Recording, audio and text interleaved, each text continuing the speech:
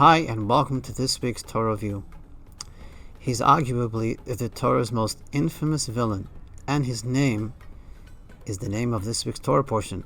Yep, you guessed it, Korach, leader of the great mutiny, rebellion against the leadership of Moses, Moshe, and Aaron.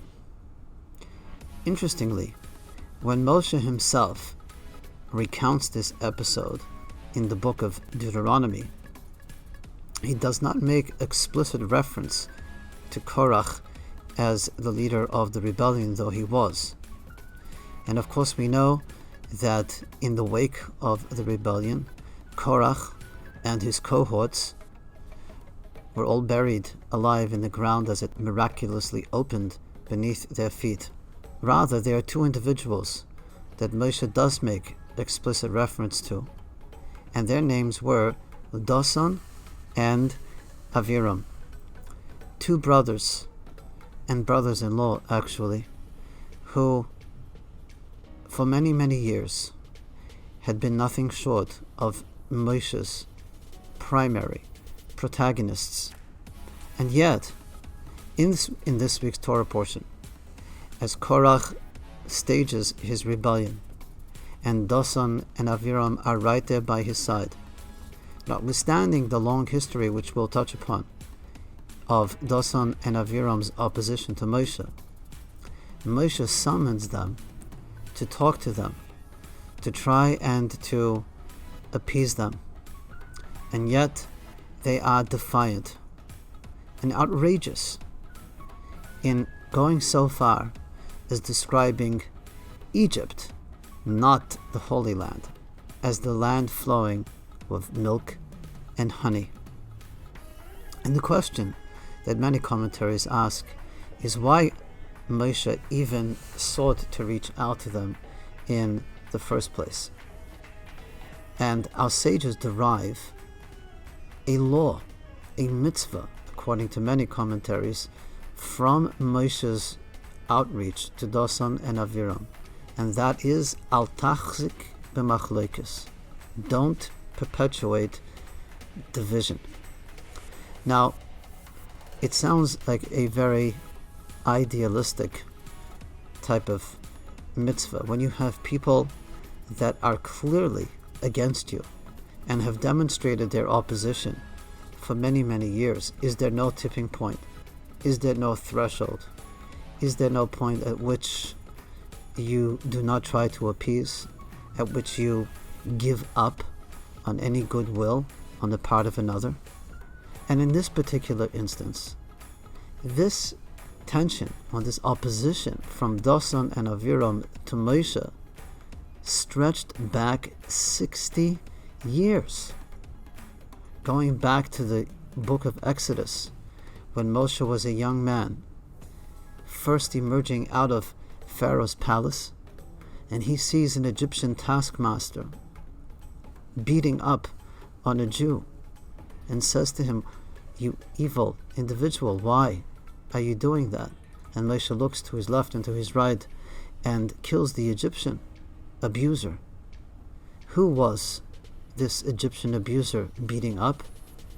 None other than Dosan, one of the two brothers/brothers-in-law. Moshe had saved his life. The next day, Moshe sees Dosan and Aviram, his brother/brother-in-law, because they had married sisters, fighting. And he tries to break up their fight. And they say, what are you going to do? You're going to do to us what you did to that Egyptian fellow yesterday? And they had informed to Pharaoh about what Moshe had done, forcing Moshe to flee from Egypt to Midian, where he spent 40 years. Why were the two brothers/brothers-in-law fighting? Dosan was actually the equivalent of a kapo. It means there were Jewish people who were overseers of the Jewish slaves, over whom there were Egyptian taskmasters. One of the Egyptian taskmasters woke Dosan up early one morning. Dosan went off to the field to supervise, and this Egyptian taskmaster had intimate relations with Dosan's wife, impregnating her. When Dosan found out about that later that day, he said that he was going to divorce her. And that was the source of the fight the next day between Dosan and Aviram over this issue of divorcing Aviram's sister, Dosan's wife. So some thanks Moshe gets for saving Dosan's life. What does he do? He informs on him to Paro, as I said, forcing Moshe to flee from Egypt. That was the first of many instances in which they were opposed, or in which they behaved in such a oppositional, disgraceful manner towards Moshe. Another instance of defiance on their part comes much later. And that was in a couple of portions ago, when the Torah talks about how the heavenly manna fell each day for the Jewish people, and that it was prohibited to leave any of the manna overnight. It needed to be completely consumed, and there was a fresh delivery due the next day. 2 men, the Torah says, left their man overnight, which was subsequently consumed by worms and maggots. Who were they? Dosan and Aviram. It was a pure, sheer act of defiance against Moshe and his instruction. In last week's Torah portion, when the spies came back with their report, who instigated the ensuing rebellion to Moshe that we cannot go up to the land of Israel and we should go back to Egypt, no less? Who was it? Dosan and Aviram. At every possible juncture and turning point, Dosan and Aviram were the protagonists of Moshe and Aaron. In fact, one of the great sages, one of the great Kabbalistic sages, the Maharal of Prague, says something quite astounding. He says, for every holy individual in this world, there's a protagonist born to be a source of opposition. Moshe and Aaron, the 2 holy leaders of the Jewish people at that time, were opposed by their 2 protagonists, Dosan and Aviram.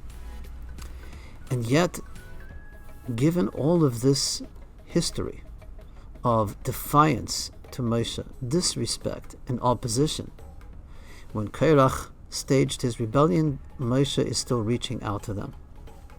And we go back to asking the question of, what did he possibly find redemptive in them that he would have thought that it was possible to appease them and to somehow find a peaceful way to move forward given the history?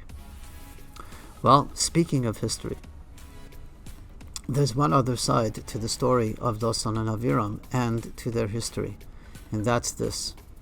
The Torah records that when the Jewish people were in the throes of slavery, and Pharaoh continued to make the conditions more severe and harsh, in the form of not even giving the people the materials with which to build, but rather giving them only straw, having to have to make bricks themselves, and yet maintain the same construction quota.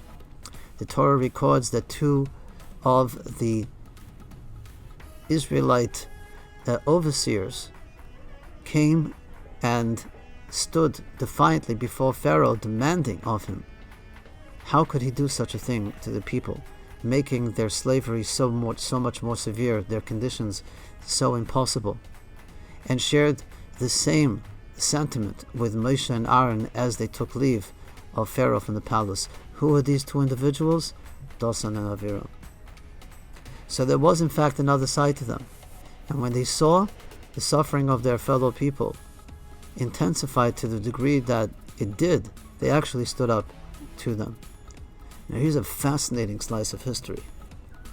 When the Jewish people finally left Egypt, the Torah says that after 3 days, Pharaoh said to the children of Israel, this is 3 days after the Exodus, they're trapped in the desert, let's go after them. The obvious question is, How could Pharaoh be talking to the children of Israel after they've already left 3 days ago? The answer is Dasan and Aviram were 2 Israelites who did not leave with the Jewish people. As we said before, in their eyes, Egypt was the land flowing of milk and honey, not the promised land.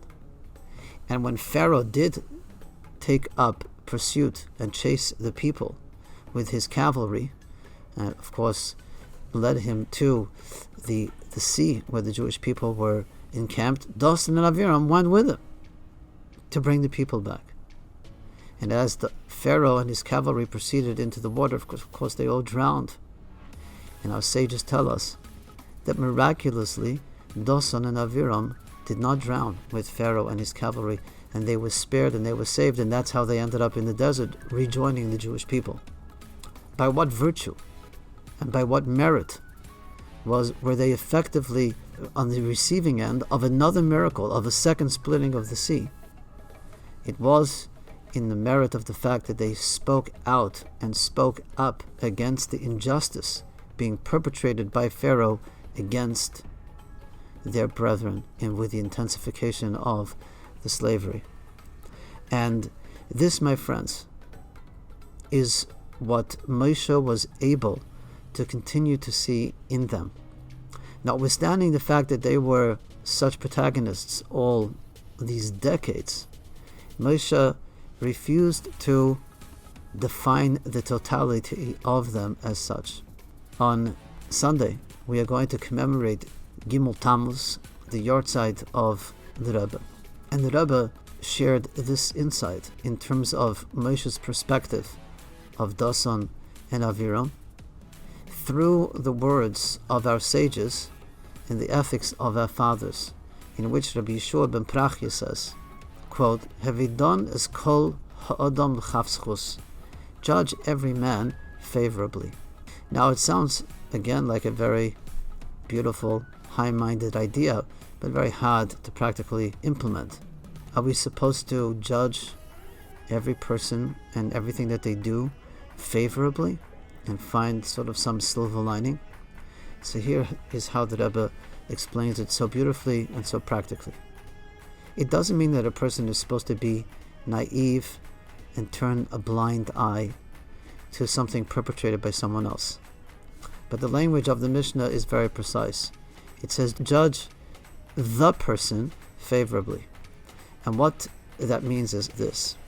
Realize that even if someone perpetrates something that they shouldn't, that's not the entire narrative of this person. That's not the totality of this person. So don't allow your entire perception of another to be based on a single act or even a number of actions taken by this person, and realize that there is a bigger picture and there's a bigger narrative to the person. And in that sense, there is always redemption. And that is why Moshe, even though Dasan and Aviram was so at the forefront of the rebellion being staged against him, still tried to reach out to them, still tried to appease them, still understood that there was virtue in them. Sadly, at the end of the day, God saw that there was no point of return at this point, and the ground swallowed them up. But from Moshe's perspective, and the way we are supposed to view another, is to always see and realize that there's a bigger picture to someone else's life and to their circumstances, and not to be dismissive or judgmental. And who greater of a proponent of that perspective than the Rebbe himself, who taught all of us to never forsake the Jewishness within another Jew, the humanity within another human being, and to always find ways not to be oblivious to the negative, but to accentuate the positive. Because when you accentuate the positive, ultimately that diminishes and vanquishes the negative, as the principle of a little light dispels a lot of darkness. There's always a sliver of light. That's what we need to find, first within ourselves and then in each other. And when we do that, the world becomes a brighter place. May the memory, may the legacy and may the continued spiritual presence of the Rebbe bless all of us to continue to see the positive within ourselves and in each other. Shabbat Shalom, Good Shabbos. Thank you for joining. I would strongly encourage you this Sunday to send a letter of blessing to be read at the resting place of the Rebbe at the Ohel. You can send it to ohel@ohelchabad.org. That's OHEL at OHEL Chabad CHABAD.org, where your letter will be printed and placed at the resting place of the Rebbe. Be sure to include your name, your Hebrew name, your mother's Hebrew name, for blessing in all things material and spiritual. And wishing you again a Shabbat Shalom, a Good Shabbos. Please be sure to subscribe to our YouTube channel at Storm the World TV.